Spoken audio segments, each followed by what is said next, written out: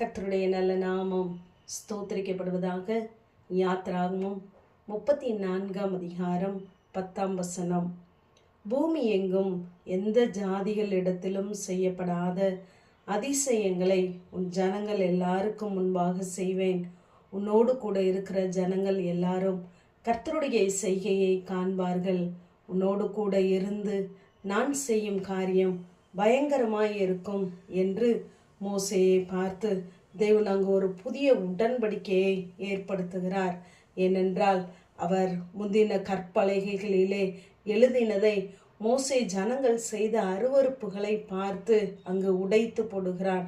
இப்பொழுது மறுபடியுமாக அவன் சீனாய் மலையிலே ஏறுகிறான். கற்பலைகளை ஆயத்தம் பண்ணி கொண்டு இப்பொழுது தேவன் தம்முடைய நாமத்தை வெளிப்படுத்தி அங்கு இறங்கி வரும் பொழுது மோசே தீவிரமாக தரை மட்டும் குனிந்து பணிந்து எங்கள் அக்கிரமங்களையும் எங்கள் பாவங்களையும் மன்னித்து எங்களை உமக்கு சுதந்திரமாக ஏற்றுக்கொள்ளும் என்று தன்னை தாழ்த்தி தெய்வ சமூகத்திலே நிற்கும் பொழுதுதான் தேவன் சொல்லுகிறார், பூமி எங்கும் எந்த ஜாதியினிடத்திலும் செய்யப்படாத அதிசயங்களை உன் ஜனங்கள் எல்லாருக்கும் முன்பாக செய்வேன் என்று சொல்லுகிறார்.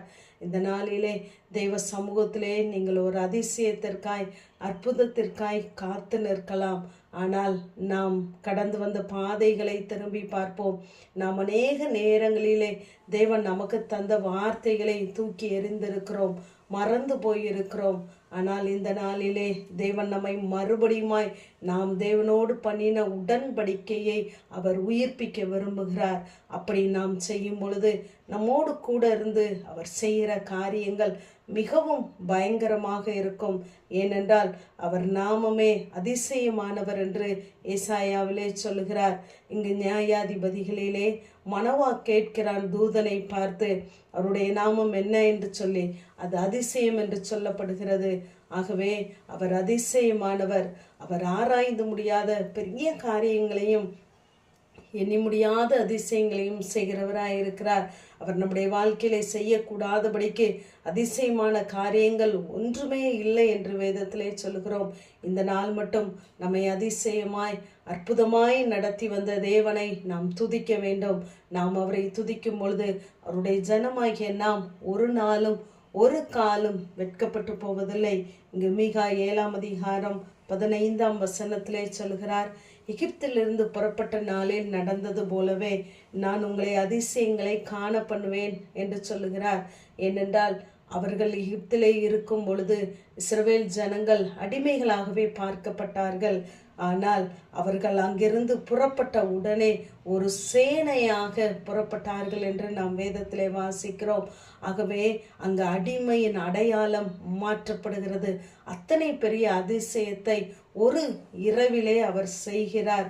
ஆகவே அங்கு இருந்து கடந்து வரும் பொழுது அவர்கள் எகிப்தியரை கொள்ளையிட்டார்களாம். ஆகவே அப்படிப்பட்ட அதிசயங்களை செய்தார்.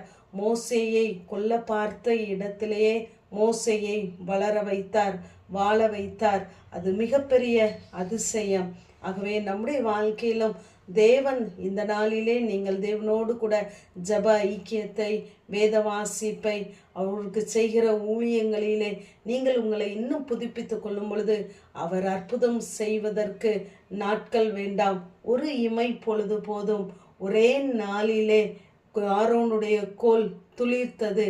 ஒரே நாளிலே யோசேப்பினுடைய வஸ்திரங்கள் மாற்றப்பட்டது. இங்கு வைக்கோலுக்காய் கெஞ்சினவர்கள் இப்பொழுது ஆசீர்வதிக்கும்படி அங்கு பார்வோன் கேட்கிறான், என்னையும் ஆசீர்வதித்து புறப்படுங்கள் என்று சொல்லி அருவருத்தவர்கள் மத்தியிலே அதிசயமாய் தேவன் அவர்களை புறப்பட பண்ணினார். ஆகவே நாம் ஒன்றுக்கும் கவலைப்படாதபடி தேவன் நம்மை இம்மட்டும் அதிசயமாய் நடத்தி வந்தாரே, இனிமேலும் நடத்துவார். மன்னாவை தருவார்.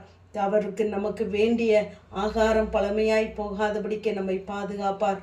தொடர்ந்து நம் மத்தியிலிருந்து நம்மோடு கூட இருந்து நம்மை கொண்டே அவர் அதிசயங்களை செய்வார். ஆமேன். ஜெபம். பிதாவாகிய தேவனே, குமாரனாகிய இயேசு கிறிஸ்துவின் நாமத்தின் மூலமாய் உடைய சன்னிதானத்திலே வருகிறேன். பூமி எங்கும் எந்த ஜாதியின் இடத்திலும் செய்யப்படாத அதிசயங்களை உன் ஜனங்கள் எல்லாருக்கும் முன்பாக செய்வேன் என்ற வேத வார்த்தையின்படி கர்த்தாவே, நன்மைக்காய் காத்திருக்கிற பிள்ளைகள் மத்தியிலே நீர் உம்முடைய அதிசயத்தை விளங்க பண்ணுங்க. இயேசுவின் மூலம் ஜெபங்களும் நல்ல பிதாவே. ஆமேன்.